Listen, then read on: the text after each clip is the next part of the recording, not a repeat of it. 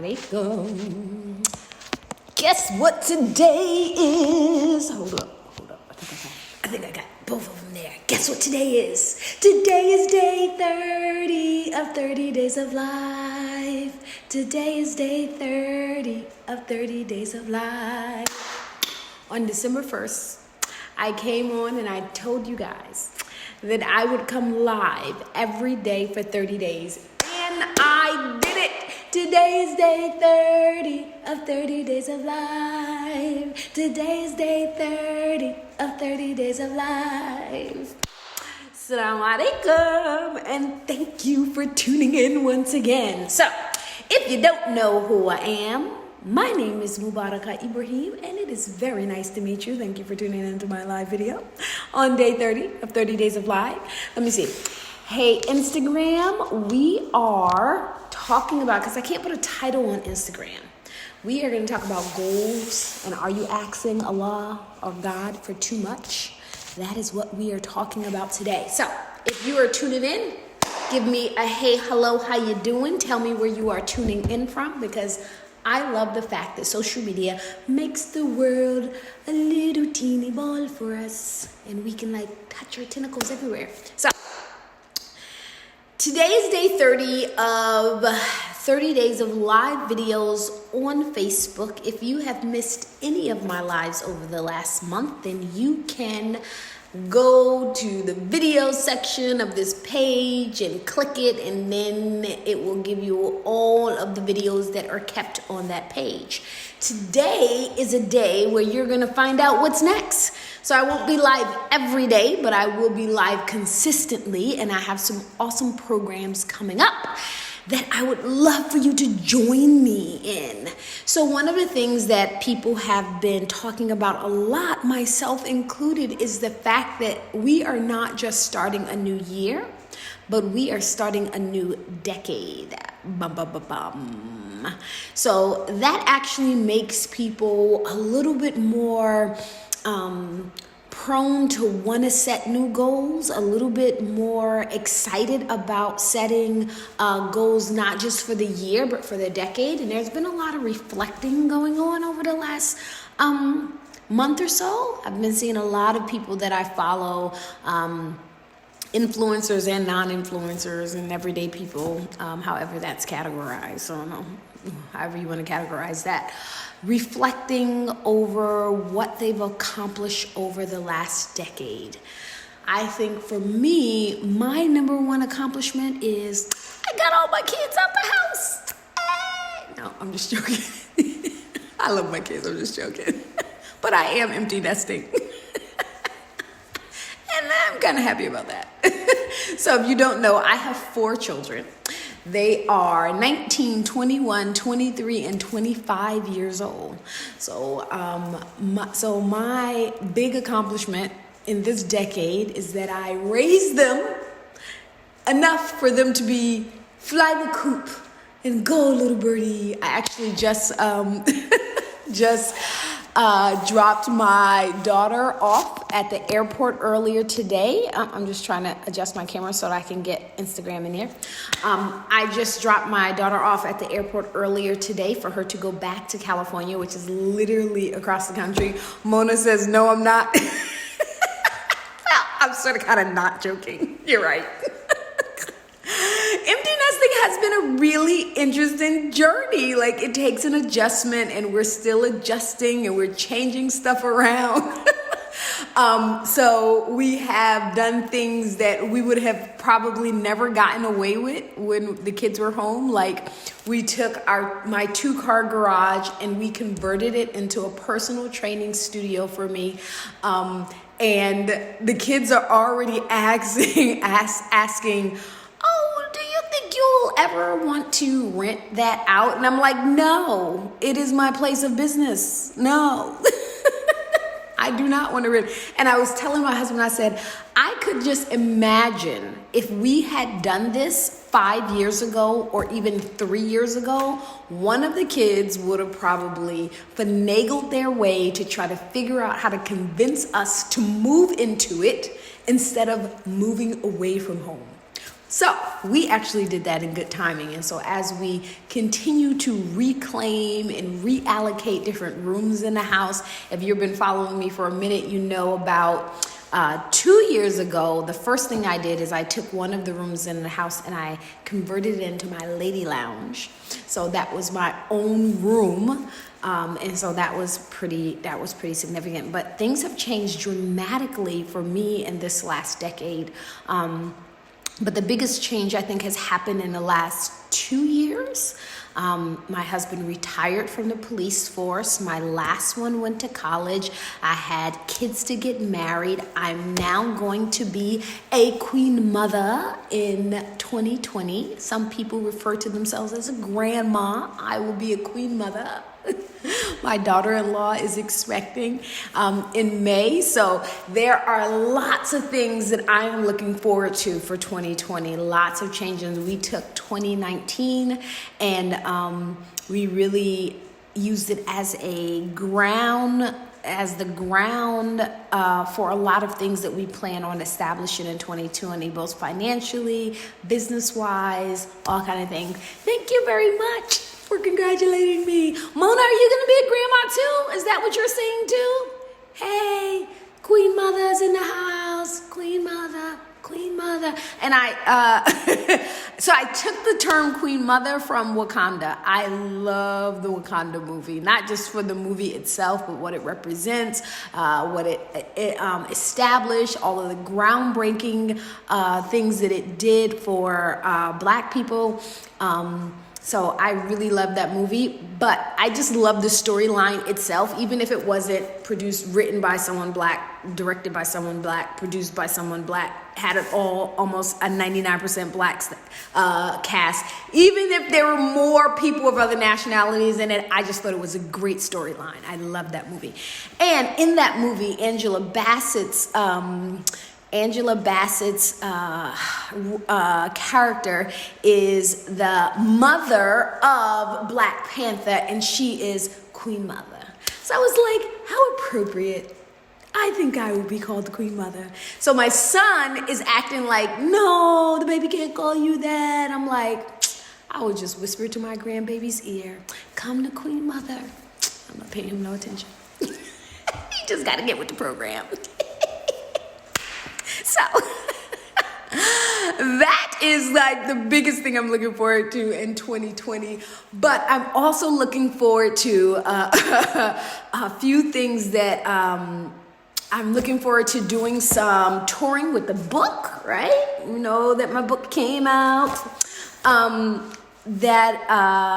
I'm going to be doing some touring with it. I haven't even had my book launch yet. I live in Connecticut where it is quite cold and the weather is temperamental. So I think I'm actually going to wait until the spring. And I don't know if that's traditional for book launches, parties to happen like 3 months after the book comes out. But that's what I'm probably going to do. The biggest one will be then. I'll do some other stuff online. This year, inshallah, I'm going to bring back the Fit Muslimah Summit. So if you have been in the tribe for, say, 5 years or more, you know that I used to host once a year an annual health and fitness summit exclusively for Muslim women called the Fit Muslimah Summit. I haven't done it in 3 years, I believe. And so look for that because that is going to be in August of 2020. My mother swear I love so much, like my own mother may give you a long life. I mean, alhamdulillah. So that is some of the things that we are looking forward to in 2020. So hopefully you will keep following on the schedule. So I want to invite you to a few things. So today we are going to, I'm going to answer your questions. So let me know now if you have any questions that I can answer along the live. But one of the things that I wanted to talk about today is specifically about goal setting and aligning our iman and our taqwa and our belief in Allah with our ability to set and achieve goals. So that's something that I'm really focused on and have been focused on a while, because I think that one of the mindset shifts that happen when you are going to achieve a goal, and it does not matter what that goal is, right? So I do coaching, I do health coaching, I do weight loss coaching, I do business coaching, I do some life coaching. So in a nutshell, I help people learn how to live healthier, happier lives so they can be more fulfilled and have a life that they love, but more importantly, live that life on purpose. And with all of the different types of goals that different clients have, there's one mindset shift that really has to happen right from the beginning, and that is being really specific about what you want. So often people will come to me and they'll say like, I want a successful business. What does that look like to you, right? You have to be quite specific. But one of the things that when I ask people to be specific, that I really try to get people away from is saying, oh, well, I would like this, but that's not realistic, right? When you think something isn't realistic, when you cannot imagine how you're going to achieve it, right? That is the goal that you need to set, right? So human potential is almost limitless. I say this when people come to me about, can I make my body look like such and such way? And I say, it's not about whether or not you can, it's about, are you willing to put in the work to get there? I don't care if you weigh 500 pounds and you want to weigh 150. You can do it if you're willing to put in the work. But you have to do two things. You have to have specific goals, you have to have a plan, and you have to have support. Those are three things that are really, really important.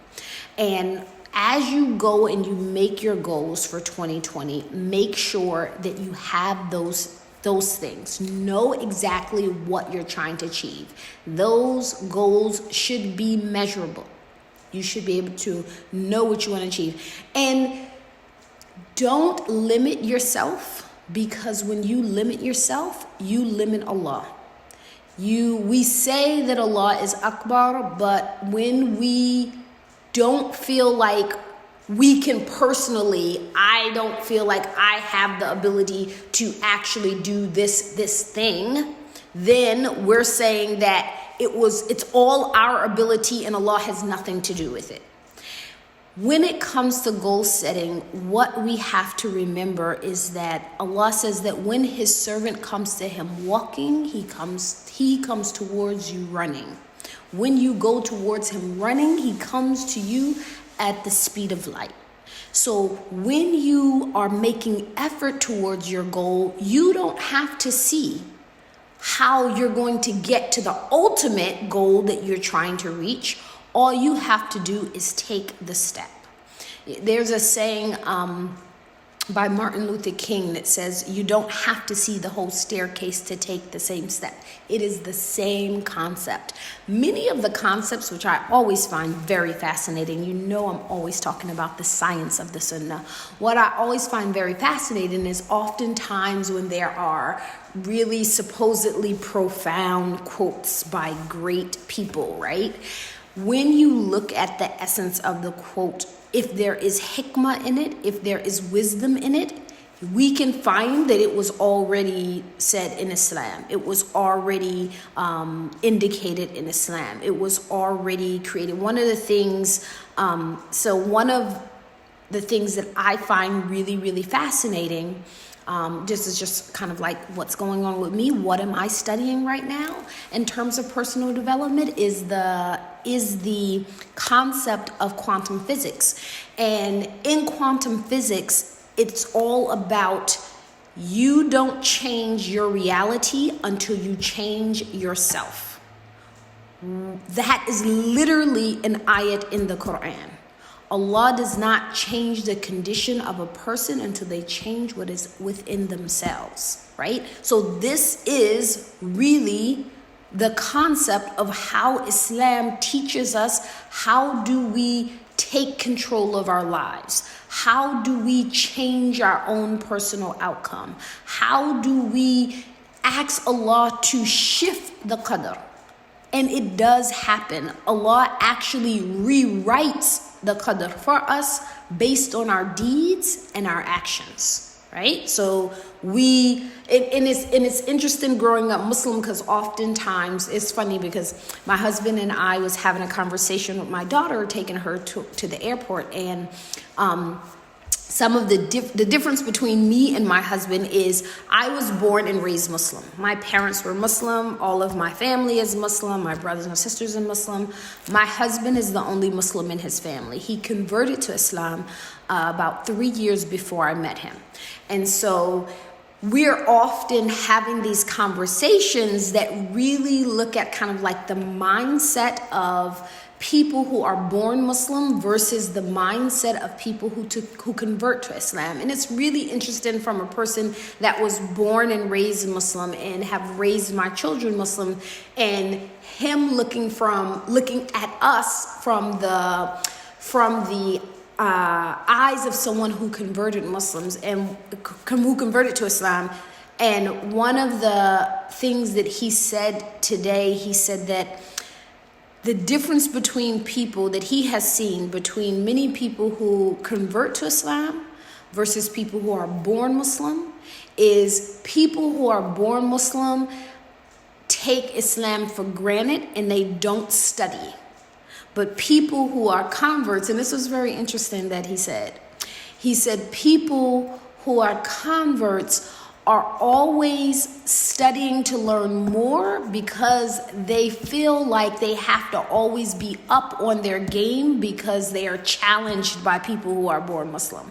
And I thought that was really, really fascinating. I'll have to have that conversation with him again a little bit later. But some truth lies in that, is that we cannot just assume that everything that we taught was exactly true. There's no problem with verifying what you've been taught.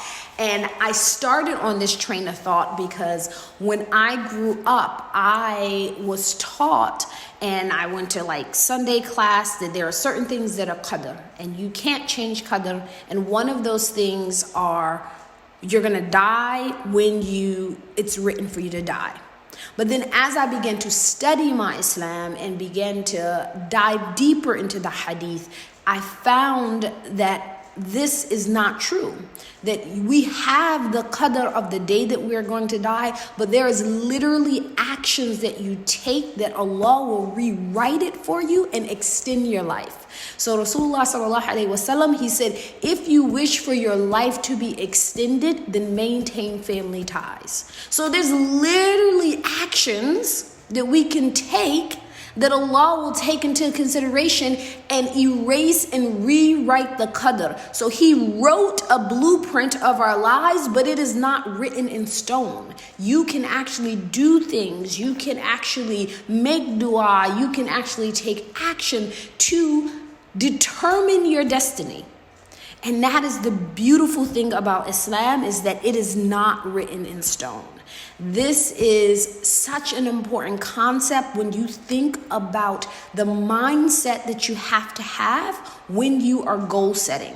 The mindset that you have to have when you want to envision your life, when you want to change your life, when you want to go to the next level, right? There is no such thing as I can't.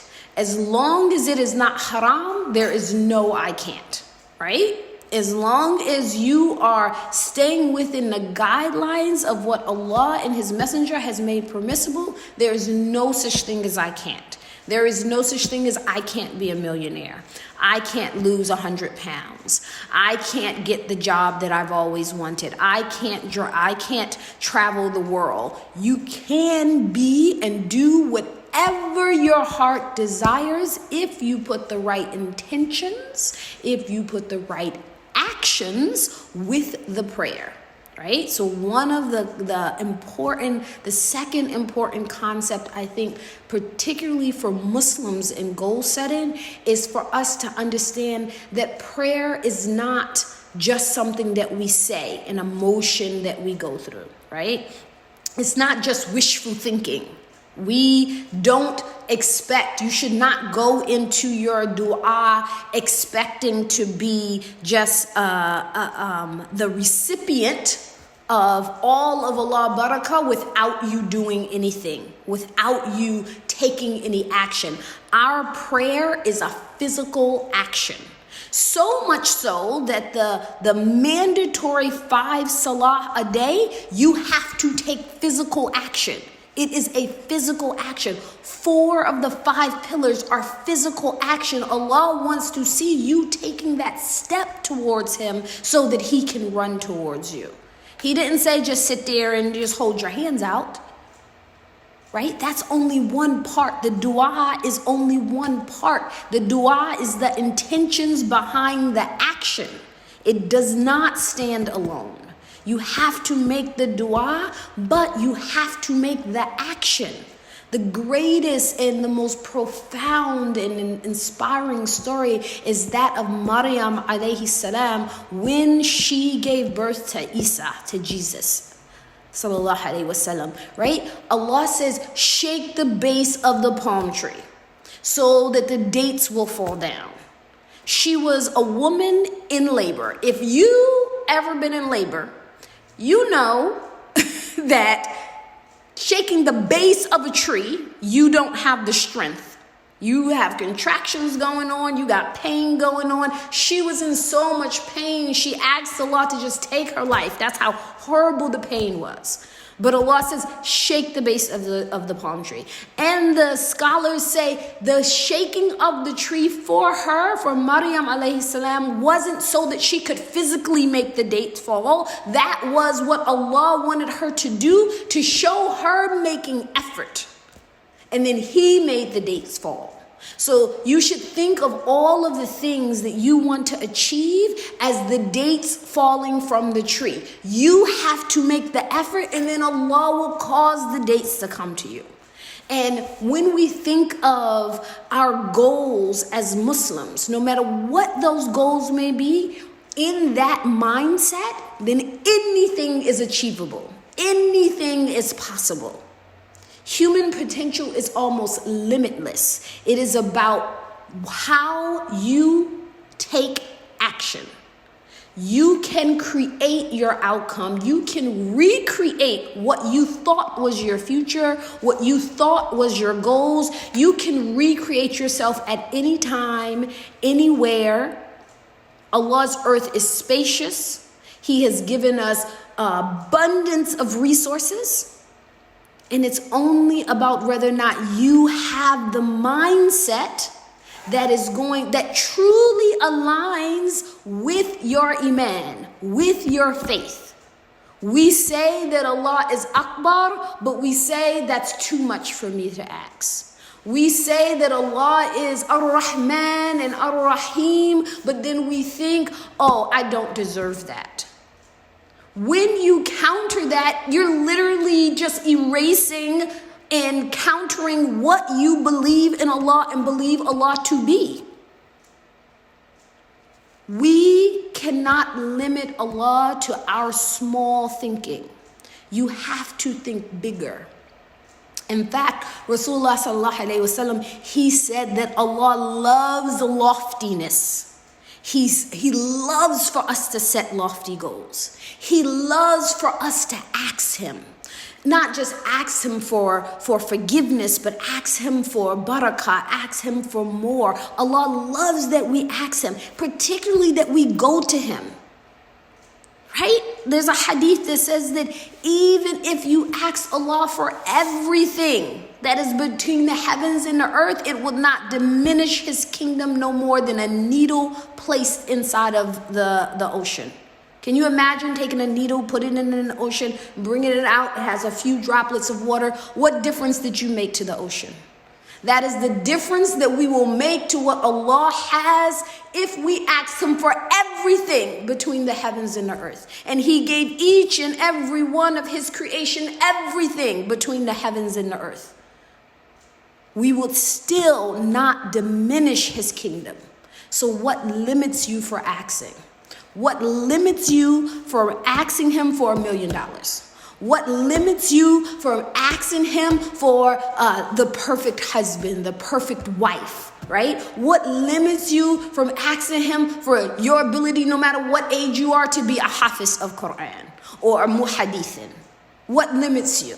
Only your own limitation of you not truly taking your iman to the level of believing that Allah is Akbar.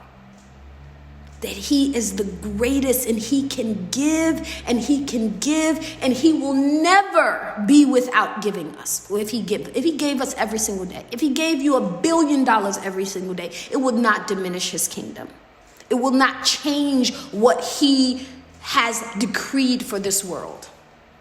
So it's so important that when we goal set, and when you're thinking about what you want to do for 2020, when you're thinking about what you want to do for the next 5 years, for the next 10 years, set your goals high. Don't be small about them, right? Set them high, because the other thing about setting your goals high, you're going to always be reaching towards them. Every day you're going to wake up, you're going to have something to do to get towards that goal, right? We begin with the end in mind. Stephen Covey said it, but Allah said it 1,500 years ago. Before that, we was told that. And again, some of the concepts, when you think about a concept, when you hear a quote by so-called influencers, so-called people of gurus and greatness, and you're like, that's really profound, that's really wise, it really applies to life, then you should say, where is this in Islam? And I guarantee you that if there's hikmah in it, we were already taught it.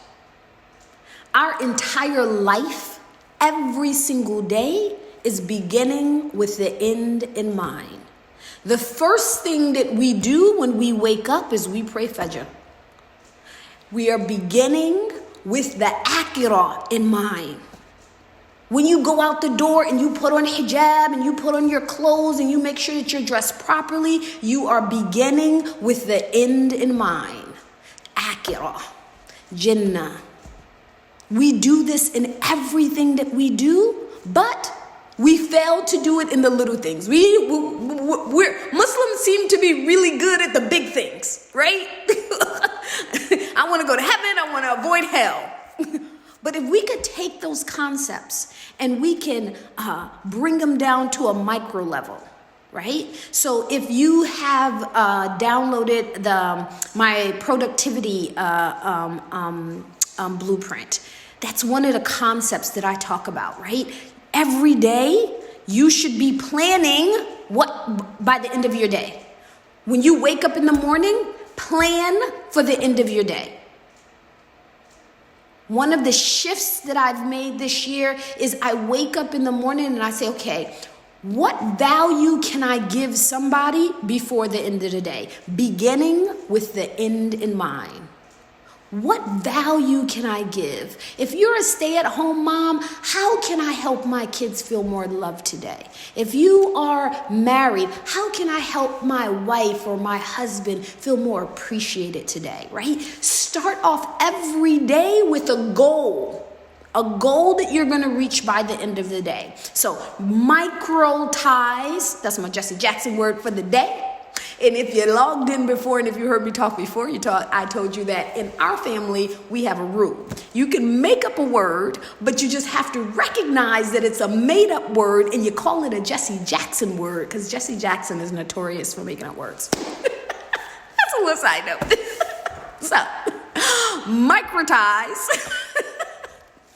What we already do as Muslims. Right? Bring it down to a micro level. Begin with the end in mind. If you have a goal to achieve by the end of 2020, every day you should be doing something to get to that goal. If you want to establish a business every day, even if it's no more than, I'm going to Google today how much it's going to cost for me to create the packaging for my product.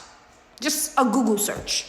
You've done something towards your goal, right? Even if for one day you say, you know what, today I can't do anything else. You know, the kids has 100 things to do. I don't have my meals planned, but for this day, I'm going to drink enough water, right? One thing that you've done towards your goal. You should never go an entire day and not have done one thing towards your goal. Write it down. That's another problem that prevents people from achieving their goals, is because it is left inside of our memory, right? And the memory falters and the memory tricks you. Write it down. This is the goal. These are the steps. So important that you do that. So that is what I wanted to talk to you today about, really how important it is for us to totally set audacious goals. I mean, goals that you cannot see. Right? I tell this to my son all the time. He wants to save the environment, but he gets disappointed when he sees all of the things in the news that the politicians are not doing, and he's like losing hope. And I tell him it's not for you to lose hope. It is for you to work towards the goal, even if you cannot imagine how it's going to happen. Allah will make it happen. As long as you're working towards the goal, and it is our duty as Muslims to save the environment. Allah said that He made us Khalifatul Ard, the guardians of this earth. And so we should never stop being the guardians of the earth. The goal may seem unreachable right now, but you know that there's little steps. There's little steps. Keep taking those little steps, because when you take those steps with the intentions, and those intentions is based in goodness, and those intentions are based in that which Allah has encouraged and the Rasulullah sallallahu alaihi wasallam has encouraged, then Allah is going to run towards you, and He can create something out of nothing. We say this stuff a lot, right?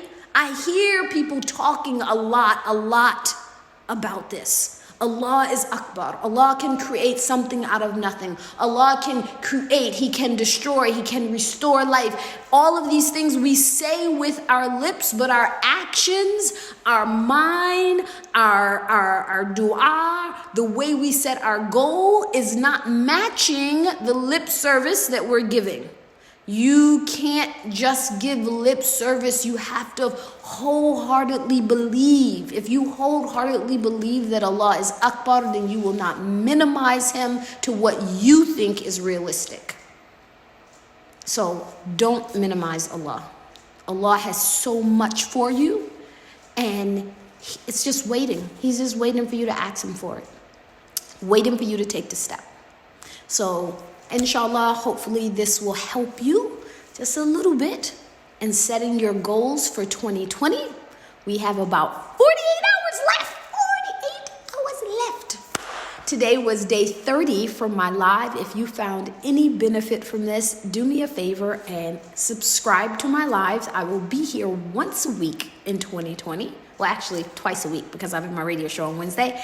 And I have some really great stuff coming up. So make sure that you subscribe to the page. You share this page so someone else can get benefit. Or tag a friend, 2 or 3 underneath the video, so that someone else can get benefit. And if you're thinking about the goals that you're setting, if you're thinking about changing your life, if you're thinking about redefining yourself, I want you to really think about how you are setting those goals, what audacity that you're having in those goal settings, and how are you honoring Allah being Akbar in setting your goals. All right? I will talk to you soon. Inshallah, I hope you have a great rest of your night. It's kind of late for my live, but I was really thinking that was on my heart today that I wanted to share with you. So I'll talk to you soon. Assalamu alaikum wa rahmatullahi wa barakatuh.